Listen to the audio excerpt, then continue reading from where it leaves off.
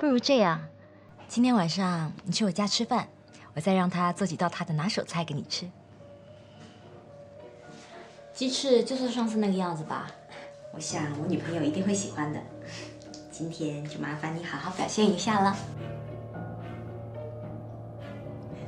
我老公说他跟女儿子玩得可开心了，真没有想到他有这么温柔的一面。我看，不如就赌闹闹吧。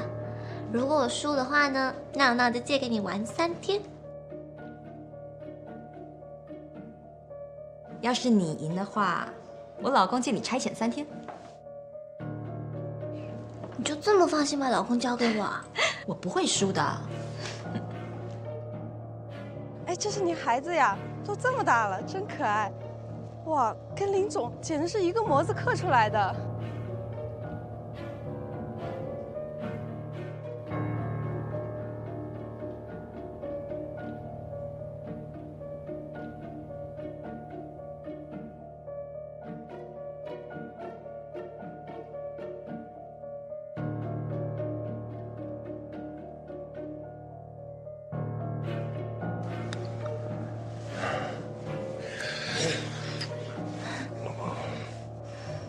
怎么了？